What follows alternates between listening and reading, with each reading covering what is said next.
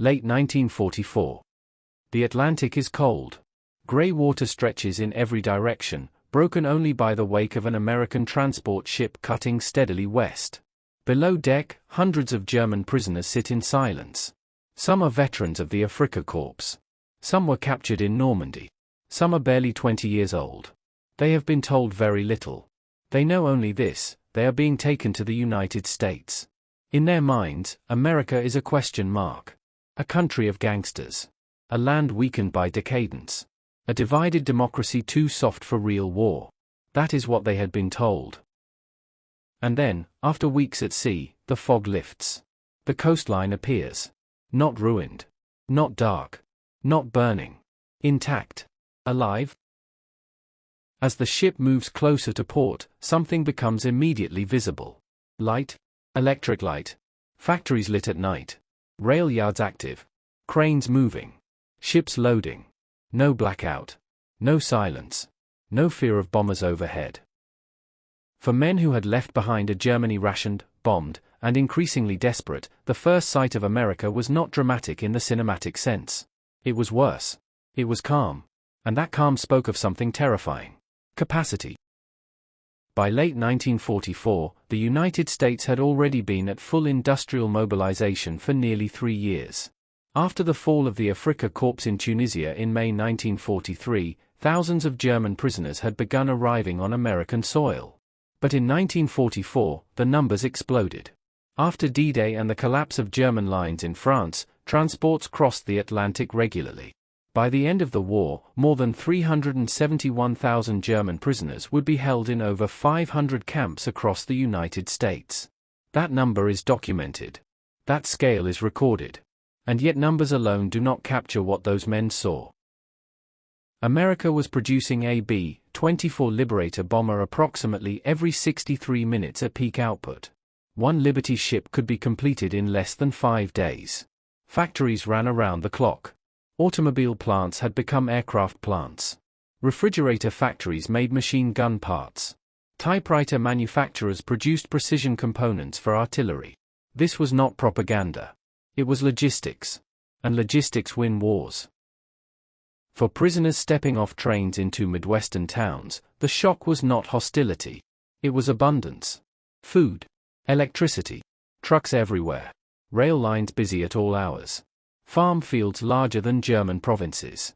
Grocery stores stocked. Children well fed. One documented reaction, recorded in post-war interviews and camp reports, was disbelief at how much bread Americans threw away. Bread? Something that had become precious and rationed in Germany. Imagine being a man who had seen cities flattened. Watching workers casually discard what, back home, might have fed a family for days. That moment alone told a story no speech could. Under the Geneva Convention, POWs were to be treated humanely. The United States took that obligation seriously and strategically. Prisoners were housed in base camps and branch camps across rural America. They worked in agriculture, in lumber, in food processing, in factories not directly tied to weapons production. They were paid small wages. They could buy cigarettes, chocolate, soap. They received mail. They were vaccinated. They were given access to medical care often superior to what they had received in the Wehrmacht. To be clear, they were prisoners. They were not free. But they were not starved. They were not beaten as policy. They were not worked to death. And many knew that American POWs in German custody were not experiencing the same treatment. That contrast mattered. What sort of people treat their enemies this way? History suggests only one answer. Those confident in victory. There is a quote attributed to Hermann Göring late in the war. "When I saw American fighters over Berlin, I knew the war was lost." Whether apocryphal or not, the sentiment reflects a reality recorded by German officers. When prisoners saw the volume of American aircraft in the sky, even over their own camps during training exercises, the illusion of parity evaporated. This was not a nation straining to survive. This was a nation accelerating. Factories that produced more in a single day than some German plants could in months. Rail networks untouched by bombing. Energy infrastructure intact. Workers operating with confidence. Women on assembly lines producing bombers with extraordinary precision. Overtime shifts that turned into national pride. Imagine being one of those prisoners. Not told by propaganda. Not hearing rumors. But seeing it. Up close. Every day. It must have been disorienting. Because what they were witnessing was not merely military power. It was economic depth. And economic depth is something you cannot fake. By 1944, American officials understood something critical. Housing prisoners was not enough. Winning the war would require more than military victory. It would require ideological collapse. And so, quietly, a structured re-education effort began inside many POW camps. Not through forced indoctrination. Not through humiliation. But through exposure. Selected prisoners were separated from hardline Nazi loyalists. Camp libraries were stocked with books, not just American literature, but works by German authors banned under the regime. Films were shown. Newsreels. Documentaries. Footage of liberated concentration camps. At first, many refused to believe it. Propaganda, they said. Fabrication. Exaggeration. But evidence has weight. And weight, over time, bends denial. Camp records show that debates were organized among prisoners. Not commanded. Encouraged. Discussion replaced slogans. Questions replaced certainty. And slowly, not overnight, cracks appeared. Arnold Kramer's research documents how a significant percentage of German POWs underwent measurable ideological softening during captivity. Not because they were coerced. But because they were confronted with reality. Reality of industrial scale. Reality of personal freedom. Reality of abundance. Reality of humane treatment. It is not a speech that changes you. It is contradiction. Relentless contradiction. There is a detail that appears in multiple post-war reflections. A former prisoner recalled watching cafeteria workers discard perfectly good bread. He described feeling physically ill. Not because he was hungry, but because he knew what bread meant back home. He later said that was the moment he understood the scale of the imbalance. Imagine standing there, watching excess, knowing your own family might be rationing every crumb. That realization is not loud. It is quiet. But it is devastating. Many POWs were sent to agricultural branch camps across Texas, Oklahoma, Iowa, Wisconsin. Labor shortages in rural America were severe. Farmers needed help. Prisoners provided it. Under supervision, they harvested crops, tended livestock, worked orchards. Some were escorted into town for work details. And something unexpected happened. They were not met with hatred. They were met with curiosity. Sometimes with kindness. Historical accounts confirm that in many communities, relationships formed. Not romanticized myths, documented interactions. Guards allowing supervised trust. Farm families sharing meals. Prisoners exposed to ordinary American domestic life. Electric refrigerators.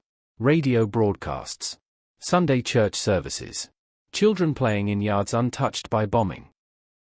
Imagine coming from a continent at war, and seeing a country at peace within its borders. The psychological effect cannot be overstated. Cruelty is often a symptom of fear. Confidence allows restraint. The United States could afford generosity. It had industrial supremacy. It had geographic insulation. It had supply dominance. And the prisoners knew it. One of the most telling statistics. Only around 0.6% of German POWs attempted escape in the United States. Less than 1%. In a country vast enough to disappear in. Why? Because escape meant uncertainty. Captivity meant food, safety, and survival. For some, it even meant relief. Relief from a war they no longer believed in. By 1945, as Germany collapsed, many POWs already understood the outcome. They had seen it coming. Not from battlefield rumor. But from assembly lines. From rail yards. From the hum of uninterrupted power. Pause. Victory was not theatrical.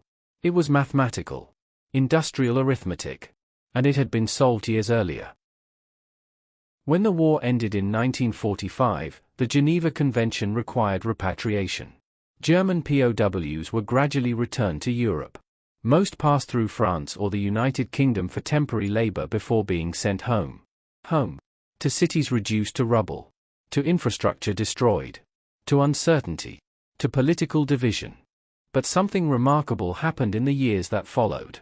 Thousands of former German prisoners applied to return to the United States. Not as captives, as immigrants. This is documented. Historians estimate that several thousand former POWs eventually resettled in America in the late 1940s and 1950s. Why?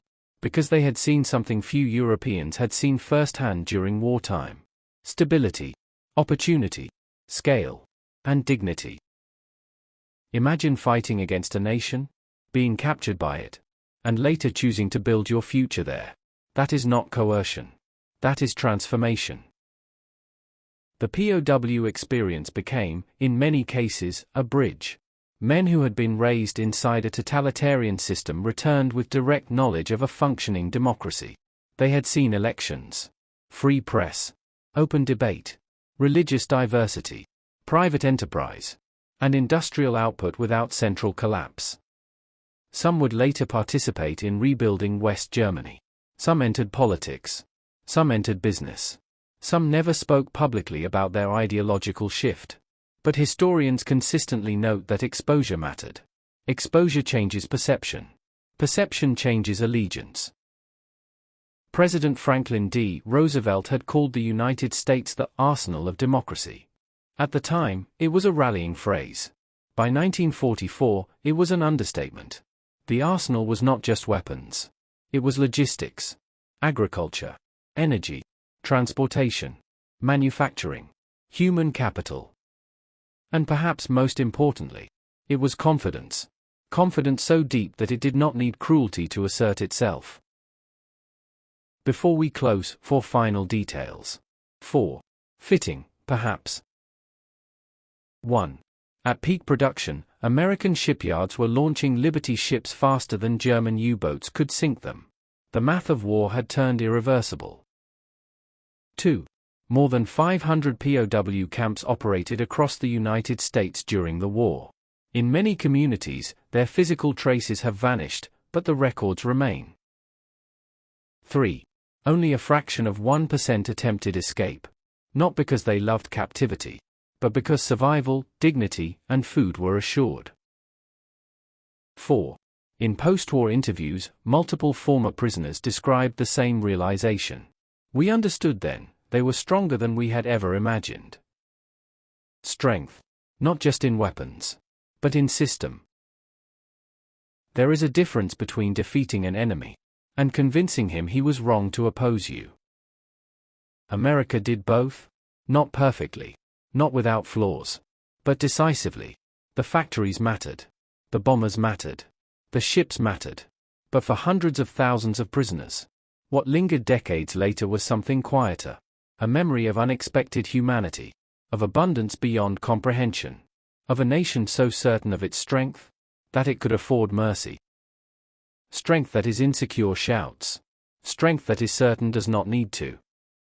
And in 1944, beneath the hum of assembly lines and the glow of electric light, many German prisoners already knew the war was lost. And next time, we look at another moment in World War II, when America's advantage was not just courage, but scale so overwhelming that the enemy realized it far too late. If you value stories that remind us what confidence looks like, you're in the right place.